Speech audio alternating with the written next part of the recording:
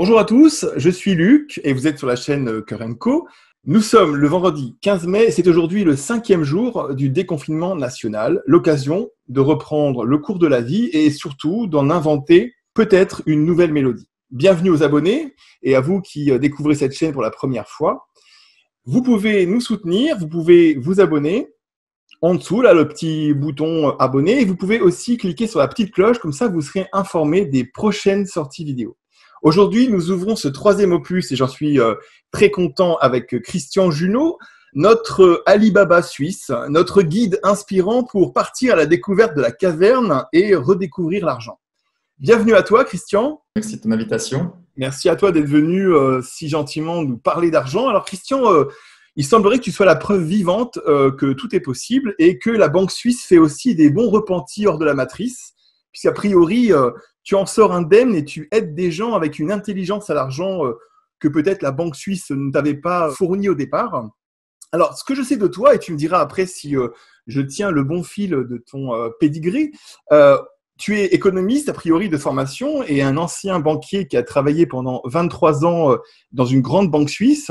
Tu étais conseiller en placement financier auprès de grands comptes, il me semble. En 2009, tu fais partie d'un train de licenciement de 5000 personnes et tu te retrouves dehors suite au subprime. Et finalement, tu dis dans de nombreuses vidéos, et je pense que tu pourras peut-être nous le dire tout à l'heure, que c'était finalement un très beau cadeau pour toi, finalement, pour ce que tu as pu faire ensuite. Alors, j'ai cru comprendre qu'en fait, à l'époque de la banque, tu étais déjà dans le développement personnel et tu étais déjà quelqu'un qui essayait d'amener auprès de gens que tu connaissais, peut-être de tes collègues, une autre vision de l'argent. En tout cas, aujourd'hui, tu es coach, tu es un expert en communication non violente et tu es formé aux constellations systémiques familiales. Et j'ai cru comprendre, parce que j'ai beaucoup bossé pour essayer d'être à la hauteur du personnage que tu es, j'ai cru comprendre que ta grande rencontre de vie, c'était Peter Koenig, qui en fait a fait de toi un expert dans la relation à l'argent. Alors, je sais aussi que tu es un auteur et un co-auteur, puisque tu as écrit et co-écrit 3 livres, Ce que l'argent dit de vous, c'est ça, aux éditions Erol, Enfin libre d'être soi-même, et puis donc il y a eu cette collaboration fructueuse et sympathique avec Lilou Massé pour ce défi des 100 jours. Est-ce que tu as un nouveau livre en prévision?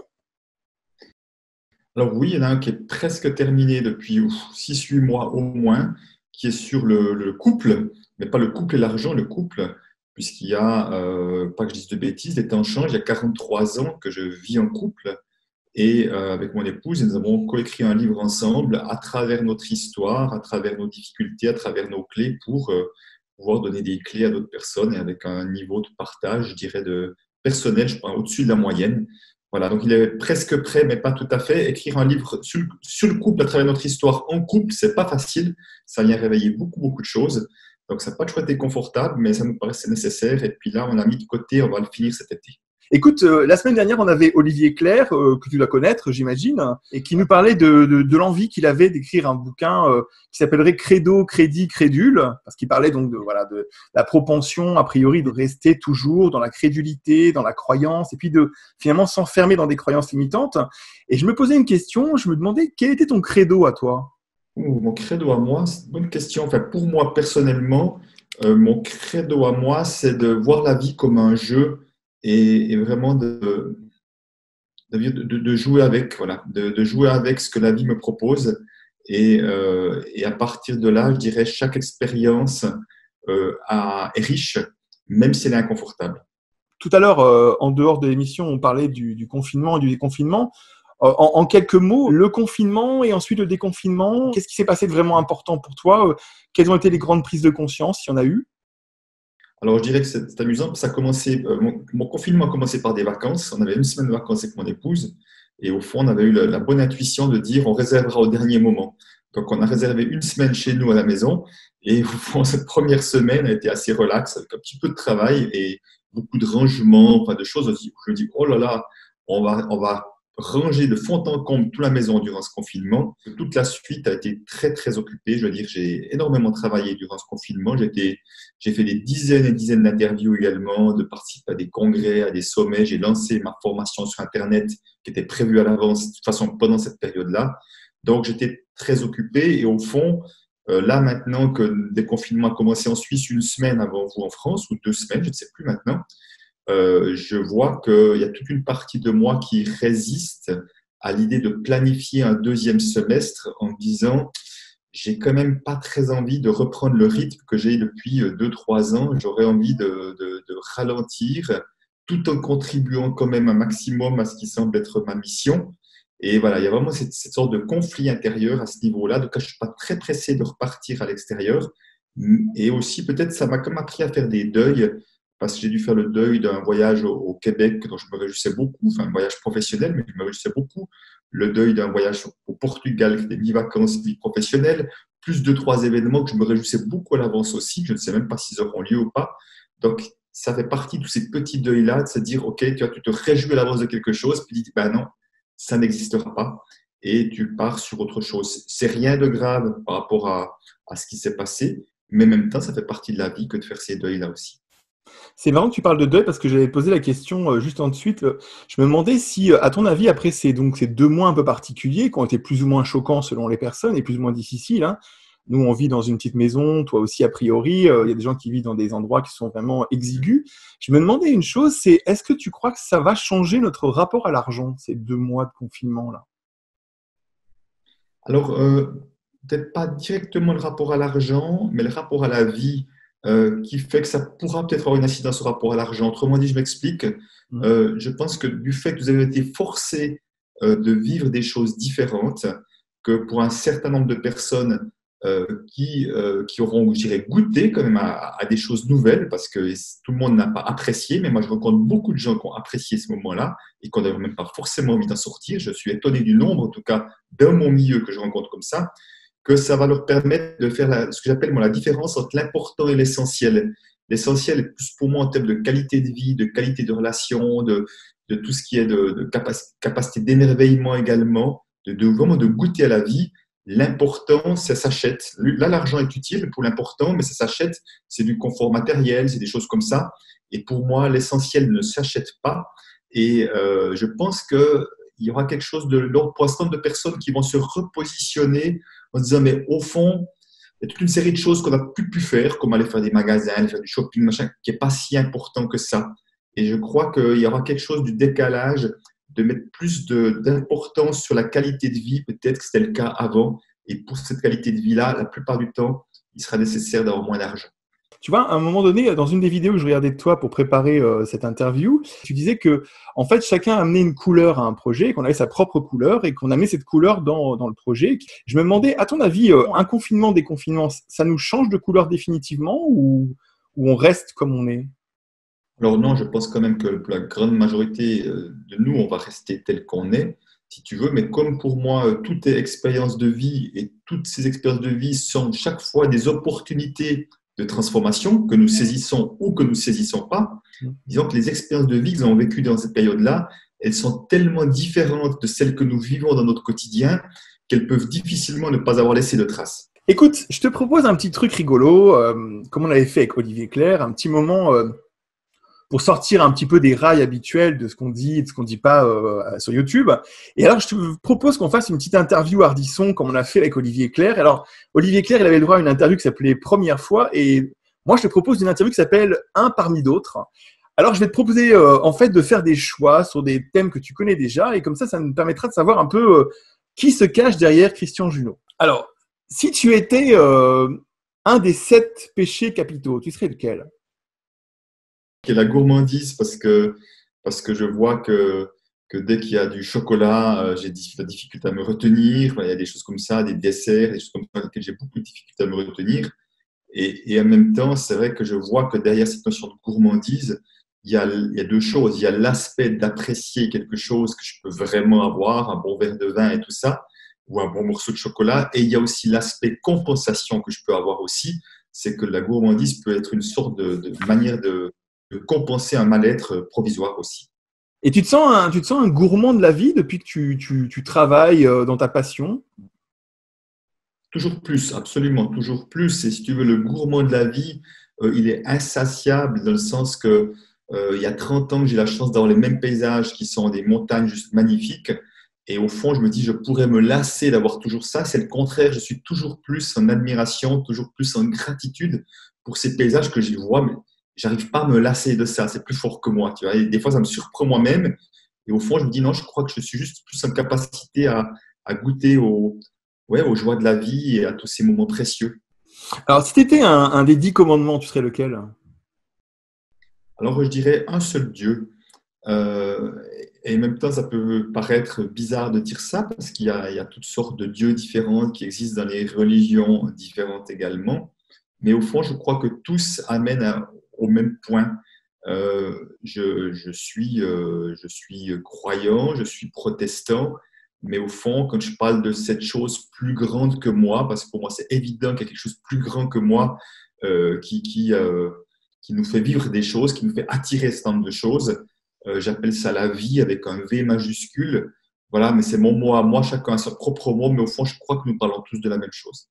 Alors, si tu étais un des 7 nains, tu serais lequel? Alors, j'ai envie de faire une astuce, je l'appellerais prof joyeux, euh, parce que, parce qu'au fond, je me retrouve dans ces deux-là, et il me semble que j'ai de la peine à choisir l'un ou l'autre, ça serait réducteur, dans le sens que oui, j'ai un côté prof, et dans le sens que je me vois comme un enseignant. Guy Corneau parlait de famille, de métier, et quand il parlait, je suis un enseignant au service de la conscience. Au moment où je l'ai entendu dire ça, je dis, mais c'est moi, c'est exactement ça. C'est pour moi, j'ai un copier-coller avec ça, même si on a des stratégies différentes pour ça. Et au fond, pourquoi j'ai envie d'ajouter le joyeux? Parce que déjà, je dis souvent, pour moi, la joie est mon baromètre quotidien. Je sais que si je suis coupé de ma joie quand je fais une activité dite professionnelle, c'est qu'il y a quelque chose qui n'est pas aligné. Et cette joie, elle est intérieure, elle n'est pas forcément très expansive, mais elle est très présente. Donc, voilà, le prof joyeux, pour moi, ça m'irait très bien. Est-ce que tu crois que, par exemple, pour attirer l'argent, il faut être joyeux? Alors, je dirais si, non, je dirais pas que, enfin, je crois qu'il n'y a rien qu'il faut, parce qu'en fait, la joie, c'est une émotion, mais il y a toute série d'émotions, au fond, ou de sentiments, mais au fond, ce qu'il y a derrière la notion de joie, c'est la notion de vibration. Et pour moi, pour attirer l'argent, je dirais d'une manière qui soit au service ça part d'une vibration. Mhm. Et au fond, quand je te dis ça, tu vois, il y a une partie de moi qui me dit, mais au fond, est-ce que des Trump, est-ce que d'autres qui sont comme ça, est-ce que eux-mêmes sont dans une vibration élevée? J'en suis pas si sûr. J'en suis pas si sûr, donc je vois que ça contredit un peu ce que je dis. Bon, j'ai des Trump, je ne les ai pas dans mes ateliers, malheureusement, j'aimerais bien les avoir. Euh, et, et au fond, en tout cas, j'ai pourtant l'impression que dans cette vibration élevée, on peut attirer de l'argent, mais au fond, tellement plus que de l'argent. Et c'est peut-être ça qui fait la différence. Dans nos vibrations élevées, c'est peut-être ça, mais ça me permet de distinguer. Dans cette vibration élevée, on attire de l'argent, mais beaucoup plus que de l'argent. On attire justement des choses justement joyeuses, on attire des rencontres, on attire des qualités de rencontres, on attire des choses qui nous émerveillent, alors qu'il y a des personnes qui n'attirent que l'argent et rien d'autre. Il y a une citation que j'ai dû trouver 100 citations pour le défi des 100 jours d'Ilou Massé dans toutes ses références. Une citation que j'aime beaucoup parce qu'elle est très parlante, je trouve, qui était ils étaient tellement pauvres qu'ils n'avaient que de l'argent. Si tu étais une des 7 merveilles du monde, tu serais laquelle? Alors, je dirais qu'il y en a plusieurs qui m'attirent. Au fond, certaines, je les ai déjà vues, d'autres pas. Mais je crois que je choisirais le Machu Picchu que je n'ai jamais vu pour son côté mystérieux, pour son côté, il me semble qu'il y a quelque chose que je sens d'encore. Je sais pas le mot, je dis spirituel. Je sais pas si c'est le bon mot spirituel dans ce cas-là que les autres, mais qui dégage quelque chose. J'ai vu des reportages, j'ai vu des films, j'ai vu des amis qui sont allés. Et chaque fois que je vois cet endroit-là, je dis waouh, il doit y avoir un truc de fou quand on est là-dedans. Si on peut être là-dedans, en dehors peut-être de la grande foule. Il me semble aussi, il y a aussi la montagne aussi autour, qui est quelque chose pour moi qui est très important. Et voilà, donc il y a ce côté nature peut-être qui est important. Et pour moi, la nature, comme une fois, la connexion à la nature est essentielle. Je me demandais si tu Ouais. faisais un petit peu comme certains dans le développement personnel. Est-ce que tu as déjà prévu, par exemple, de partir en voyage et en amenant un peu des stagiaires pour leur montrer la relation à l'argent dans d'autres pays? Alors oui, j'avais un projet une fois qui n'a pas eu lieu, que je garde un petit peu, bien que, enfin, je l'ai dans un coin de ma tête. Pour moi, si c'est un voyage pour faire le développement personnel, c'est très clair, c'est dans le désert. Ah oui. Pour moi, c'est très clair, c'est dans le désert parce que j'ai eu le cadeau de faire un stage une semaine après avoir été licencié, d'ailleurs un stage d'une semaine dans le désert. Et si tu veux, je trouve que c'est tellement propice au retour sur soi à une forme de dénuement, à une forme d'apparence de rien qui est tout. Une fois qu'on est dans les aides, alors l'argent, je veux dire, même ne sert à rien, à la limite. Si on veut rester en vie, c'est pas l'argent qui nous permettra de rester en vie. Donc, je pense que ça sera un excellent lieu pour ça. Alors, ce qui est rigolo, c'est que tout à l'heure, je te nommais comme le Alibaba suisse en disant que tu allais nous aider à trouver la caverne, mais même si tu pars dans le désert, je pense qu'on n'est pas vraiment dans le faux, là, hein. Et je me demandais Alibaba, les 40 voleurs. Et ça t'a marqué, cette histoire de Alibaba, les 40 voleurs, quand tu étais jeune ou pas? Alors oui, je la connais bien. Après, de là à dire qu'elle m'a marqué, non, je dirais pas qu'elle m'a marqué. D'accord, je te pose la question parce qu'en fait, si tu veux, moi, ce qui m'a toujours marqué, c'était, je me demandais, mais pourquoi y a-t-il un Alibaba qui cherche une caverne que des voleurs remplissent? J'avais l'impression que c'était une allégorie, ce truc, c'était quelque chose qu'il fallait comprendre pour du développement de soi. Donc, je me dis, tu vois, quand tout à l'heure, je te posais la question hors émission, je te demandais si, à un moment donné, on pouvait comprendre pourquoi dans une famille, celui de la famille qui avait peut-être le don ou la capacité, c'était pas le plus riche de la famille, tu vois, je me demandais s'il n'y avait pas des 40 voleurs, en fait, s'il n'y avait pas une histoire de 40 voleurs. Non, mais tu me diras si c'est possible, si c'est possible que dans une famille, il y ait des voleurs, en fait, des gens qui récupèrent la richesse pendant que d'autres, en fait, sont beaux mais mal lotis. Tu sais s'il y a des choses comme ça qui se passent dans tes stages, si tu vois ce genre d'énergie, ce genre de système? Au fond, oui, mais je crois que nous avons beau être de la même famille, nous ne venons pas tous égales, en fait. Il y a l'enfant adoré, l'enfant roi, il y a celui qui vient qu'on n'aurait pas voulu, même enfin, puisqu'il est là, on va quand même le nourrir. Enfin, tu vois, je pousse un petit peu, mais au fond, pas tant que ça pour certains, qui font que dans la même famille, on n'a clairement pas le même regard sur nous de la part de l'un ou des deux parents, qui fait qu'au fond, on ne croit juste pas en capacité de mériter la même chose, alors qu'au fond, nous sommes tous des êtres humains, potentiellement, on devrait tous pouvoir mériter la même chose, autrement dit, mériter tous les cadeaux de la vie.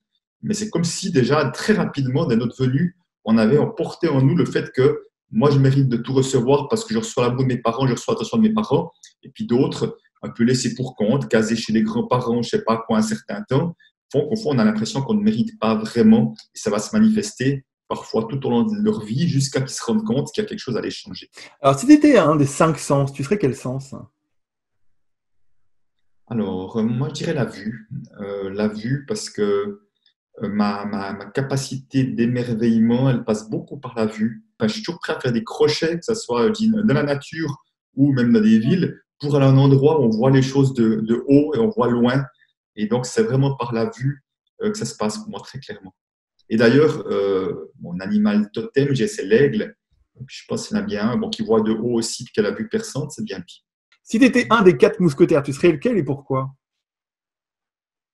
Oui, là, c'est vrai qu'il y a D'Artagnan, c'est le premier qui me vient. Hmm.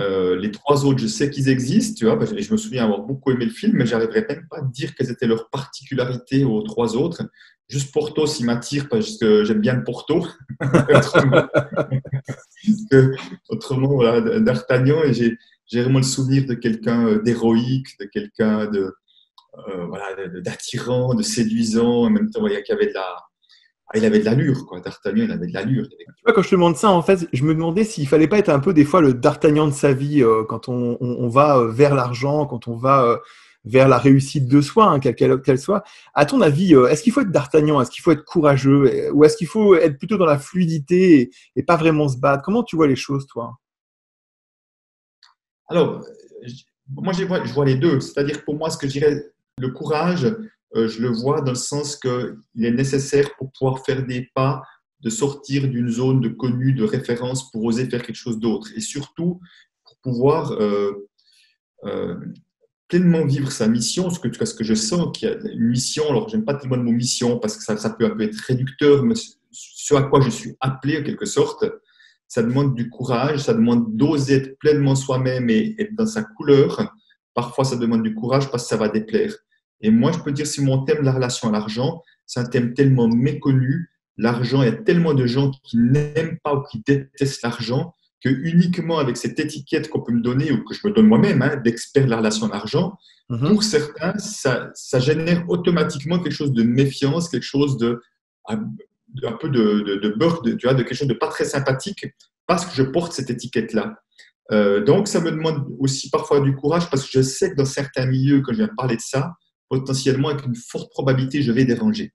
Alors, pas tellement dans le milieu du développement personnel parce qu'on a l'habitude de se remettre en question, de se poser des questions, mais dans d'autres milieux plus professionnels ou autres que je vais parfois, je vois que je peux et je dérange parfois fortement auprès de personnes qui s'accrochent à leurs croyances. Et ça demande un peu de courage en même temps parce que je sais que j'aurai pas forcément des retours super positifs et chaleureux. En même temps, si j'y vais, c'est parce que on m'invite à y aller d'une part. Et puis d'autre part, je pense que ça peut être nécessaire d'avoir un autre regard. Chacun fera ce qu'il veut. Donc, voilà, c'est pour ça que je vais tel courage. La fluidité, pour moi, c'est plus dans la manière dont je vis les choses. Je sais que je suis vraiment bien aligné, que je suis bien centré. Les choses sont fluides. C'est vraiment pour moi un indicateur. Je parlais de joie tout à l'heure. Joie et fluidité sont vraiment deux indicateurs très forts. Quand je fais ça, on parlait d'écriture tout à l'heure. Je n'arrive pas à concevoir l'écriture autrement que dans la fluidité. S'il n'y a pas de fluidité quelque part, je me dis il y a quelque chose qui est désaligné en moi, là, c'est pas juste. Donc, j'essaie de retrouver cette fluidité en permanence, un peu le flow parfois où les mots viennent tout seuls. C'est même plus s'ils viennent de toi ou pas, mais ça vient tout seul. Tu sais, il y a une phrase qu'on entend très souvent qui vient plutôt de la chrétienté et qui dit que le ciel vomit les tièdes. Et je me demandais si c'était vrai ou pas que l'argent vomit les tièdes. Est-ce que l'argent ne s'intéresse pas aux gens qui ont finalement peut-être pas envie des choses? Alors, oui, encore une fois, en tout cas, si je n'ai pas envie d'argent, en règle générale, l'argent ne vient pas à moi. De la même manière que c'est assez rare, tu vois, c'est qu'il y a une personne pour qui je montre une grande animosité ou je montre aucune sympathie, il y a assez peu de chances qu'il ait envie de venir vers moi et qu'il va taper 3 fois à ma porte si je ne lui ai pas ouvert la porte et puis je ne montre pas qu'il y a une possibilité de porte ouverte. Donc, dans ce sens-là, oui, et ça parle vraiment de notre capacité à recevoir pour moi, mais c'est au-delà de l'argent. En tout cas, ce que je comprends bien, c'est finalement dans ton élan à toi, dans ta vision et ta mission personnelle, on voit quand même que tu t'amènes les gens au travail. En fait, tu les amènes à rentrer à l'intérieur, à découvrir qu'est-ce qui bloque leur univers, qu'est-ce qui les empêche d'être, qu'est-ce qui va les limiter dans leur vision de plus de eux-mêmes. C'est un peu cette idée-là, en fait, que tu as. L'argent, finalement, c'est comme une sorte de porte d'entrée pour toi? Alors, très clairement, je peux même dire un prétexte. Dans ce sens-là, on pourrait presque dire que je suis un grand manipulateur, dans le sens que, oui, mais je l'assume, et en même temps, je le nomme, c'est-à-dire que dans le sens que les gens viennent avec des problèmes de la matière, des problèmes d'argent, et moi, je leur dis, OK, tu as un problème de la matière, on va faire un travail d'intériorité. Donc, tu vois, en fait, parce que quoi? C'est que ce que je vis dans la matière n'est juste que le reflet de mon intériorité qui parle de mon regard, ma relation de moi aux autres, de ma relation de moi à la vie, de ma relation de moi à l'argent. Donc, tout part de l'intériorité. Donc, j'utilise effectivement cette porte d'entrée pour dire, tiens, allons voir ce qu'il y a derrière la porte d'entrée, ce que l'argent dit de vous, le fameux titre de mon premier livre, qui aurait d'ailleurs dû être ce que votre relation à l'argent dit de vous, plutôt, si j'étais plus précis. Ça aurait été un peu long, Mhm. mais c'est vraiment ça. On ouvre une porte d'entrée et on va aller voir à l'intérieur de nous, ce qui fait que ça peut être très inconfortable. Ça peut, je dis bien, en même temps, c'est très puissant aussi de ce qu'il en sort. Et effectivement, de ce changement intérieur, il y aura des changements extérieurs. Et je ne cesse d'entendre des gens qui disent, mais c'est incroyable, ça a un impact largement plus large qu'une histoire d'argent. Je dis, bien sûr, ça change la qualité des relations aux autres, ça change notre qualité de relation à la vie, notre confiance en la vie, ça change tellement d'autres choses que des histoires d'argent. Je me demandais si, après tout ce temps, toute cette ancienneté là, tous ces stages, toutes ces conférences, ces livres, tout ça, est-ce que tu pourrais nous faire le top 5 de ce qu'il ne faut pas faire avec l'argent? Alors, en tout cas, la numéro un, c'est d'être attaché à l'argent. Parce que dès le moment où je suis attaché à l'argent, automatiquement et inévitablement, il y a des peurs.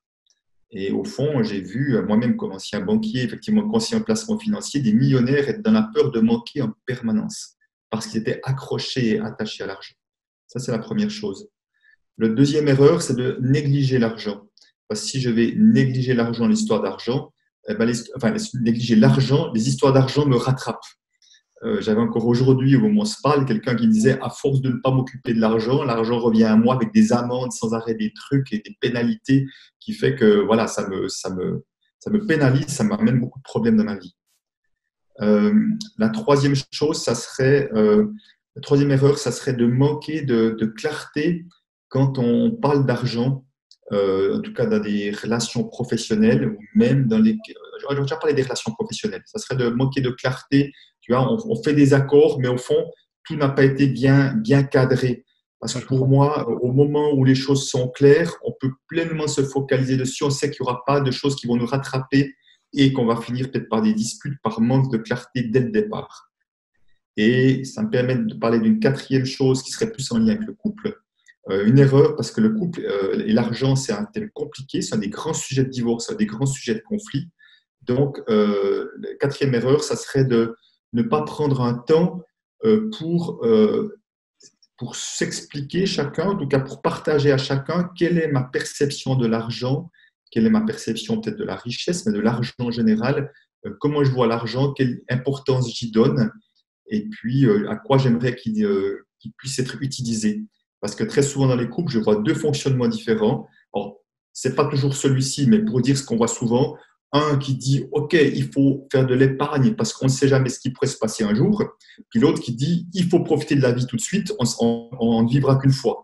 Et à partir de là, si tu as ces deux scénarios-là dans le même couple, il y a toutes les chances qu'il y ait de beaux conflits là derrière, parce que c'est juste deux perceptions de la vie qui sont différentes. Et que d'ailleurs, ni l'un ni l'autre n'a raison. Il se pourrait bien qu'il y ait un milieu, en tout cas une justesse à trouver entre l'un et l'autre, certainement. Et puis, la cinquième chose, alors, qu'est-ce que je vais choisir Qu'est-ce que je vais choisir Alors, peut-être, oui, la cinquième erreur, ça serait, je n'aurais même pu la mettre en premier d'ailleurs aussi, ça serait donner trop de pouvoir à l'argent et surtout de donner le pouvoir à l'argent de m'empêcher de me réaliser dans la vie. Et ce serait même bien la première que j'aurais dû mettre en priorité parce qu'il y a beaucoup trop d'êtres humains qui sont prisonniers dans un emploi qui ne leur convient plus, comme je l'ai été moi-même pendant longtemps, et qui n'osent pas faire le pas de l'activité de cœur pour des questions de relation à l'argent, déficientes, trop de peur, trop de peur derrière, qui font qu'on va se raconter des histoires pour rester à cet endroit qui ne nous convient plus, alors qu'on a tellement plus à offrir. Et comme j'aime à le dire, l'argent n'a pas été créé pour nous empêcher de nous déployer. Si c'est le cas, c'est que nous avons vraiment quelque chose à comprendre et à transformer. Mais c'est justement intéressant pour une fin d'émission de parler de ce sujet de à quoi peut finalement servir l'argent si ce n'est à se déployer, tu vois. Mais je me disais une chose, c'est toi, quand tu étais jeune, est-ce que finalement, un temps, tu avais un grand espoir? Est-ce que tu as toujours un grand espoir? Et quel est ton grand espoir, hein? Alors, non, jeune, je n'avais pas de grand espoir dans le sens que je ne me suis pas autorisé à rêver. Je me suis pas autorisé à rêver. Tu vois, comme tu disais, il y a des gens qui n'ont pas accès à l'argent. Moi, c'est comme si de la perception que j'avais de moi comme quelqu'un de très moyen, de très bof, avec une estime de moi comme très déficiente pendant longtemps, je n'arrivais pas juste à imaginer que je puisse faire de grandes choses un jour. Et au Hmm. fond, il y a quelque chose qui a vraiment beaucoup changé dans ce sens-là, qui aujourd'hui, même si j'ai un certain succès dans mon domaine, que je peux vraiment, il y a 10 ans que je suis indépendant et j'aurais signé très largement pour le quart de ce que je vis maintenant. Et au fond, je sais au fond de moi que j'ai encore beaucoup plus à offrir. Mais quand je dis ça, c'est pas partir d'un endroit de manque, c'est à partir d'un endroit que j'ai déjà été tellement surpris par la vie que je suis sûr que je vais encore être surpris de tout ce qu'il y a possibilité de faire et de contribuer encore plus que ce que je fais déjà. Donc, mon grand espoir, j'ai envie de revenir à ce que je disais tout à l'heure par rapport aux personnes qui sont prisonniers d'un métier. Moi c'est plus une croyance, mais qui me donne de l'espoir aussi. J'ai cette croyance que plus nous serons nombreux à faire une activité dans laquelle on s'éclate, mieux notre société se portera. Et justement, moi, j'ai envie de faire en sorte que l'argent ne soit pas un frein pour aucun d'entre eux, de faire mon possible pour permettre à tous ceux qui ont envie de faire ce pas, de faire en sorte que l'argent soit au service de leur projet de vie, plutôt qu'un frein, un blocage, une source de stress. En tout cas, là-dessus, Kerenko et Christian Junot sont d'accord sur ce point. C'est que les grands projets se sont faits au début sans argent et qu'il y a eu au départ une envie, un élan, une joie, peut-être même un risque, un grand risque, et que l'argent est venu finalement ouvrir le chemin. Puis l'argent est venu contribuer à plus de joie. Donc c'est vrai que voilà, on est comme toi, on pense que les paramètres d'argent sont des faux paramètres qui aident à finalement rester à la pauvre échelle de soi-même et que finalement on pourrait monter quelques barreaux. On va dire que les barreaux, il faut les changer de position. Alors les barreaux, dans ce sens-là, c'est ceux d'une prison et dans l'autre sens, c'est ceux d'une échelle pour monter. En tout cas, je te remercie, Christian, d'avoir passé ce temps avec nous. Je vous remercie à vous et je vous rappelle que vous pouvez supporter cette chaîne Kerenko en simplement vous abonnant et en mettant un petit like, un petit commentaire. Merci encore à toi pour ce moment passé. Je te souhaite un bon déconfinement en espérant que tu aies des nouvelles choses exceptionnelles à nous montrer, des stages et des livres. Et puis je te dis à bientôt. Voilà.